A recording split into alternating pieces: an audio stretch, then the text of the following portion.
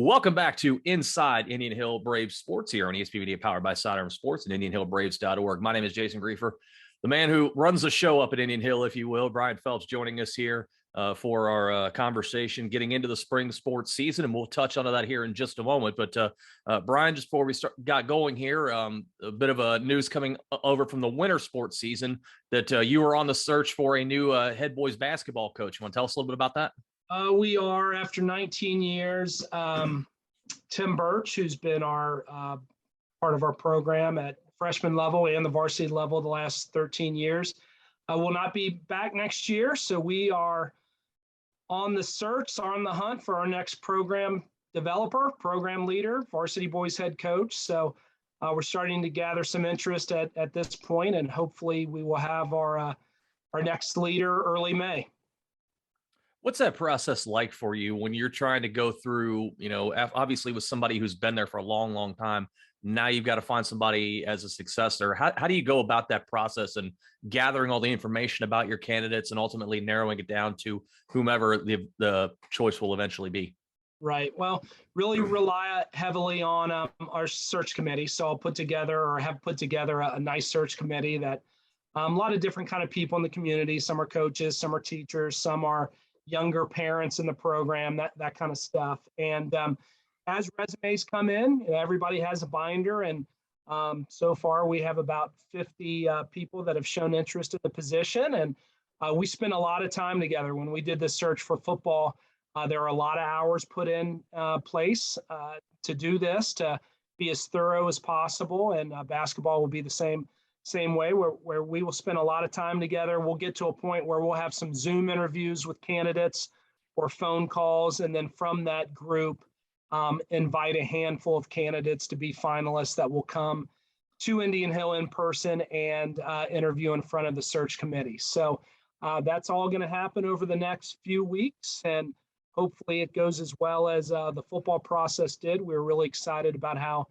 that turned out. And like I said, I think it's a great opportunity for someone to come in here and take over a program that's healthy, both in numbers and attitude and success and that kind of stuff. So I think it's really a great job for the right person. Well, you touched on it there. Let me get your thoughts on this as well, since we haven't had a chance to talk since it happened. You do have a new football coach now in John Rodenberg, who obviously a lot of people know him in the area for a long and successful tenured run at Moeller. What was that process like? And since you've made the hire of Coach Rodenberg, how has he been as far as getting himself acclimated in at Indian Hill? Yeah, the energy around the community has just been great. He has been coming in town from Roncalli, which is in Indianapolis, every other weekend. That becomes every week now that we're in April, and he's getting settled, has an apartment in the area. So he'll be coming in on the weekends, and a credit to our current staff and guys from last year's staff who are, a lot of those guys are current staff members, and our strength and conditioning trainer, Milt Staterman from Black Sheep, to just keep things rolling. And I feel like we haven't missed a beat. I know the kids are excited to see him even more often, and he's, like I said, able to start making that commitment now to being here at least weekly. And June 1st, he'll be here full time. But we're going to be sharing some exciting news in addition to our football staff, probably in the next podcast. So I think we're only going to continue getting stronger, and really excited about some of those changes that are happening here in the near future. See, that's how you tease something, folks, right there. Leave a little bit on the end of the carrot there for folks to come back from week to week there. So hopefully we'll be sharing some more news about that, as you alluded to, on the next show. But for now, let's get into your spring sports teams. Most of them already underway. Early in the season for all of them, of course. There's still a long way to go here, but it's obviously with the spring a very condensed season. So a lot of games in a short period of time. So let's start things off, though, on the diamond with your baseball program. And a really nice start to the season, most recently getting a 6-0 win over Wyoming, who, of course, won the league a year ago. But one young man I want to talk about that's come off to a flying start is your sophomore, Nick Ranalla. Goes out against Wyoming, a complete game one-hitter. Pitched well in the season opener. He's also hitting very well early on in the season, but particularly this performance against Wyoming, the top dog in the league from a year ago. a one hitter. He's just a sophomore. What's his growth been like from his freshman campaign, and what do you make of the start he's off to, and is that sustainable? Yeah, he had a great year as a freshman, and thankfully we have a lot of young talent, a lot of sophomores that are key pieces to our team. As normally, as we are led by, we have some nice seniors and a couple juniors that are part of that as well. But Nick in particular is he's just a baseball kid, and he's not a super big kid or anything like that. He's a nice little left-handed pitcher that throws well, really locates the ball well, has some nice off speed, and he's a bulldog out there. And that one hitter was kind of a bummer. I think it came with 2 outs in the 7th. So he was really just pitching a really nice game. And like I said, well, his growth from last year to this year, I would say, he's gotten better this year than last year, but he was a good player last year. And that's a kid that you just know, as he continues to get a little bigger, a little stronger, a little more experience, he really could be one of those dominant type of kids, not only in the CHL, but in the city, and should have a future playing the game if that's what he chooses to do.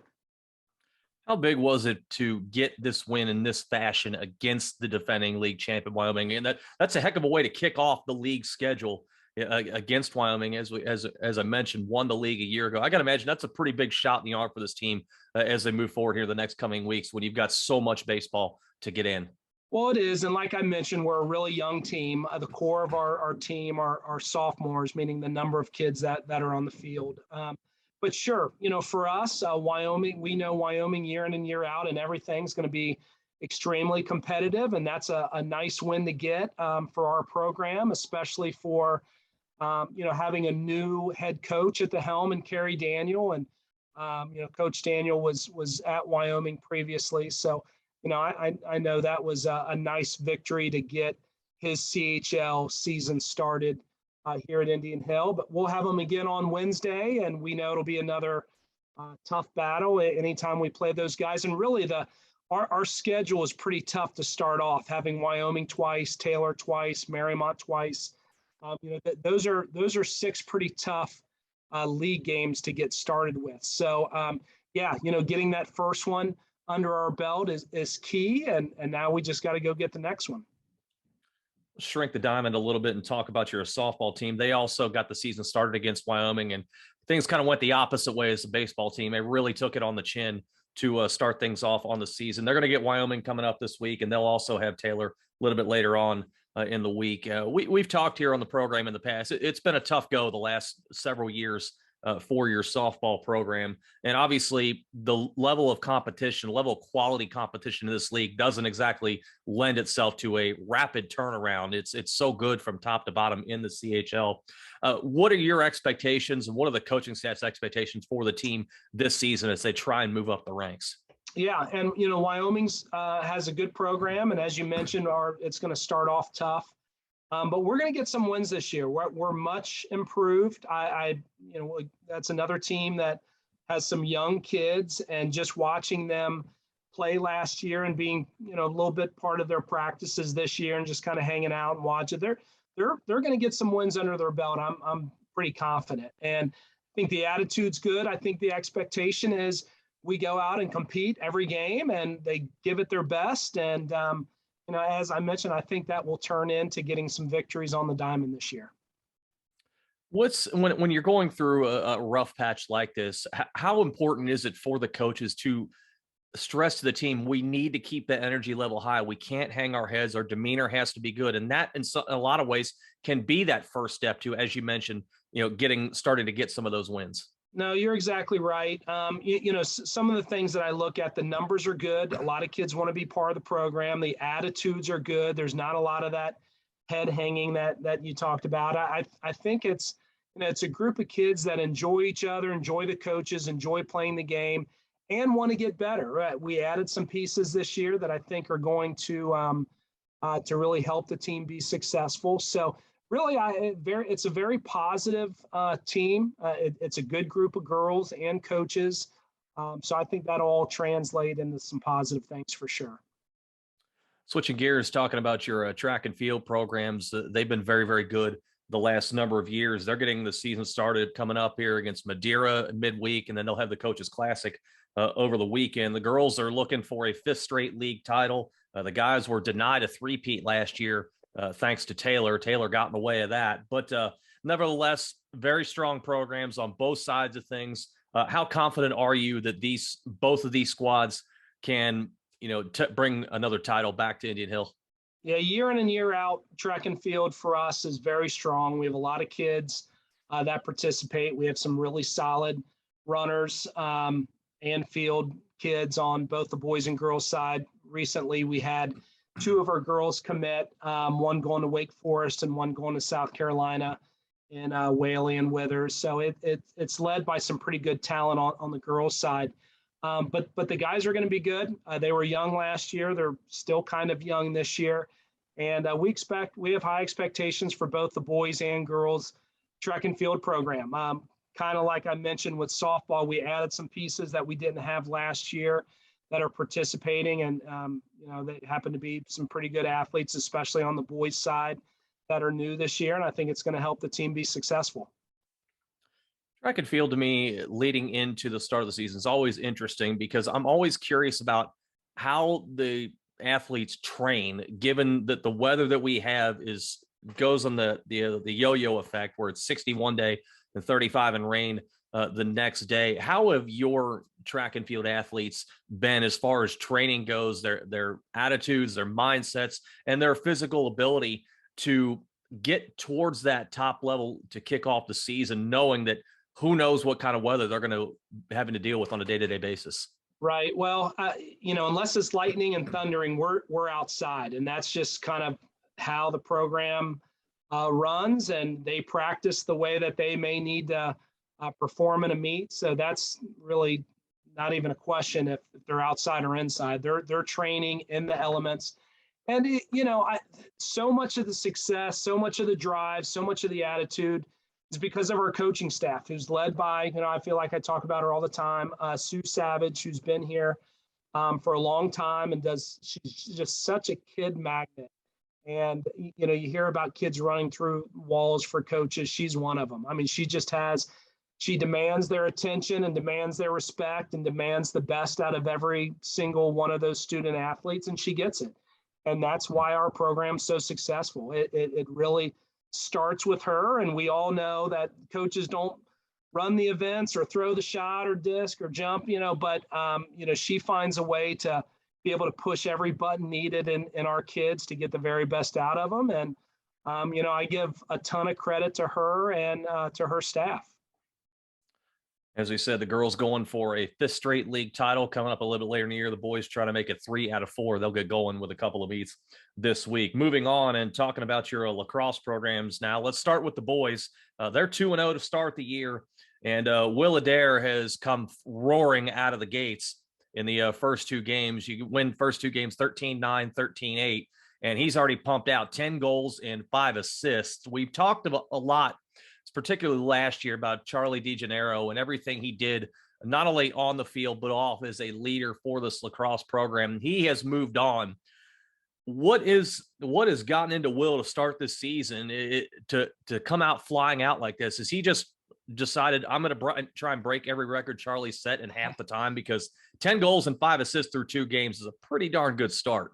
Yeah, Will's a really good player. He was a really good player last year, probably was outshadowed a little bit just with Charlie being such a top player as well. But he's just picked up where Charlie left off, really. He's a strong kid. He's a very skilled kid. He's another kid that'll move on to the Division I level like Charlie did in lacrosse next year, as he'll be moving on to Cleveland State to play. And he's just a lacrosse kid mindset. Love to watch him play. He's the leader of that team. We have some nice pieces. We're kind of a young team there as well. Numbers we had a nice graduating class with some injuries, and just from a number standpoint, we're not fielding a JV team this year. So we're one team of 18 or 19, 20 kids, something like that. So we're going to have to stay healthy. We're going to have to keep our kids on the field as much as possible to have the success that we expect. But we know we've got some tough games coming up, and Milford's one of them, which is just coming up around the corner. And they're really good this year, so that'll be a good litmus test for us for sure. How much of an increased role in leadership have you seen or coaches talked about Will taking on, knowing that Charlie is gone? And as you said, you've got a younger group, and I'm sure a lot of those guys are looking to Will to kind of steer the ship and lead the way. Has he stepped up into more of that leadership role this year with Charlie gone? Yeah, Will's really a leader by just his play, and he's not as much of a rah-rah guy all the time, although he is. I think the kids just look at the work ethic that he puts in, to lacrosse and practice and during games, and he's someone they aspire to be on the lacrosse field. He's fun to watch. Like I said, he's a little bit of it. I think he's naturally talented in lacrosse, but he's also talented because he's put the work in and he loves the game. And I think kids respect that and they see that, and they want to try to give the same type of effort that he gives when it comes to the effort that he gives on the pitch. Over on the girls' side of things, they have one match under the belt. It was a couple of weeks ago against Kentucky Country Day. They've had a little bit of time off here, and they're back in action this coming Saturday against Columbus Academy. But you dropped that one, unfortunately, but it was 16-15. So you go back and forth. That could have gone either way. But team result not there, but we may have seen the emergence of a new star for your team, and freshman Cassie Larson pumping in 7 goals in her freshman debut. Pretty darn good way to start things out on the season. And I'm sure, that may have caught some people by surprise, is to put 7 in the net. That's no small thing to do. What do the coaches say about her debut in that regard, is the ability to put the ball in the net? And what do you feel like we can expect from her as we move forward starting Saturday? Yeah, to have 2 Larsons, a freshman and a sophomore, who are probably, when their career is over, going to be 2 of the better players in the city that we've seen in girls lacrosse, are both exceptional. So yeah, to have the little sister shine like that in a game that was so competitive, and Kentucky Country Day is a perennial top team in Kentucky and Louisville. So that was a good test, and daggone it, we were right there, and we're missing some key parts that game. So I think that even gives us some more confidence that, to have our full squad kind of moving forward. And we have a tough schedule. And then I think about the girl, Emily Eckert, who's only a junior, but she recently committed to Butler University as one of the leaders on that team, and Marina Anderson, who's I want to say she's our lone senior. It's going to be a really good team. I'm really excited about girls lacrosse. They'll be very competitive, and it should be a really good year for our program. But we have a lot of, I would say, emerging stars, and that's kind of what's so fun. I feel like I keep talking about how young we are in every sport, but we have a young team, and we had a solid year last year. I think we're going to have a really good year this year, and girls lacrosse should only continue to get stronger in the years to come. Yeah, I'm looking at the results from that game against Kentucky Country Day. 4 freshmen and 5 sophomores seeing the bulk of the time. We mentioned Cassie with 7 goals. Her sister Lexi had a hat trick and an assist. I mean, that's no small thing. And then you mentioned Emily Eckert, 2 goals and 5 assists in the opener. So the balance seems like it's there going forward. As you said, just a young, and they'll be a growing team as we go forward, but certainly a promising start in that regard. Let's move on to the tennis courts here as we're rolling along here on the program. And they're going to get started with their season against Covington Catholic later on today, actually. And Covington Catholic, always a strong program in the Commonwealth of Kentucky, kicking off a full week of matches. So we're hitting the ground running right away. We talked a lot last year about the program having a very interesting mix. I believe it was, you had 4 seniors and 4 freshmen really comprising the bulk of your varsity time a year ago. Obviously, your freshmen are now moving up into the sophomore class, and it was a very good freshman class. Make no mistake about it. Certainly a group that earned their spots. Well, they weren't given to them as well. And we obviously know the standard of this program, and obviously state championships are the goal. League championships, that's been a foregone conclusion for a long, long time. Still going to do it, but foregone conclusion nevertheless. But particularly with the guys who were freshmen that are now sophomores, What have you seen and what have the coaches said about their progression leading into this season where they are taking on more of that advanced role with so many seniors from last year gone? They're really good. The sophomores are really good. The team's led by our senior. We have a couple seniors on the team, but Tejas Pasati, who's is for the most part played our number one and has committed to NYU next year, and Sam Rode, another senior that'll contribute to the team. But that group of sophomores are really strong. We have a freshman on the team that is really good. It feels like we got better this year than last year, even though we lost a handful of seniors. Kind of like I said with girls lacrosse, we should be really good in boys tennis. And as you mentioned, league championship's always a goal for us, and you have to earn it, and we haven't done that yet.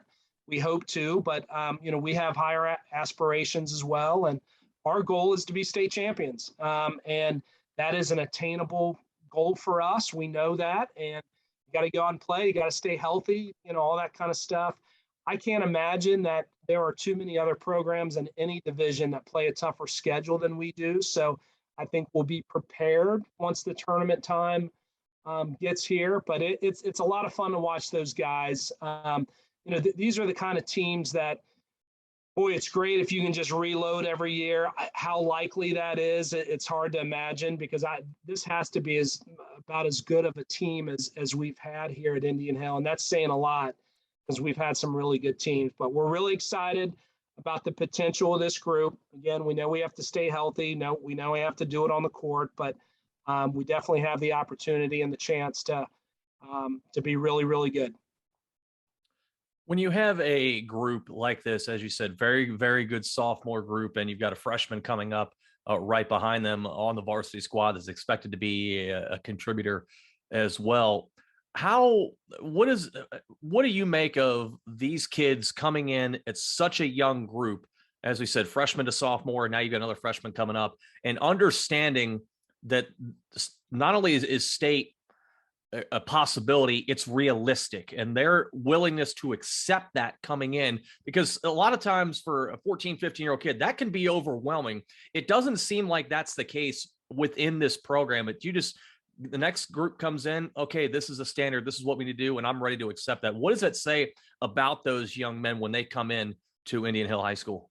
Well, I think the difference is, like, high school tennis isn't like the only time they play in tournaments or they feel that pressure or they have those goals. I mean, the majority of our kids are playing in top tournaments throughout the year, so that they're used to being in, playing some really good competition and being in stressful environments, and, not even just around the city, around the country. And so I think that prepares them and kind of gives them that confidence and that ease when they come into the high school setting, that even though they're only freshmen or sophomores, or we added a junior that's an Indian Hill resident that came back to public school this year, that is going to be another tremendous piece to our team. They know the kids they're playing. It's not a mystery. They've seen them in the off-season tournaments, and so they know kind of already where they stack up with most of the competition that they have, because they've seen them outside the high school season. So I think that's the difference with tennis. These kids see each other so often throughout the year in all types of different venues that once the high school season, there's not a lot of unknowns, if you will. I mean, I think about when we went to state last year, they knew everybody they were playing. They, like, oh yeah, this kid, I played him at, it's where most sports you see a team from the north or the central area, and you don't know any of those players, or you don't know how they play. And tennis is just so different that way. Well, familiarity can help you out in that regard. And as you said, the willingness to step in at such a young age and perform and just keep the ball rolling for this program is really impressive. So we'll see if this group is able to do that. Brian, really appreciate the time. And hopefully we are able to break some more news next week. That was an excellent tease by you earlier. Sounds good. Excited to chat again. And thanks again for your time. Absolutely. That is Indian Hill Athletic Director Brian Phelps joining us once again for Inside Indian Hill Brave Sports here on IndianHillBraves.org and ESP Media, powered by Sidearm Sports.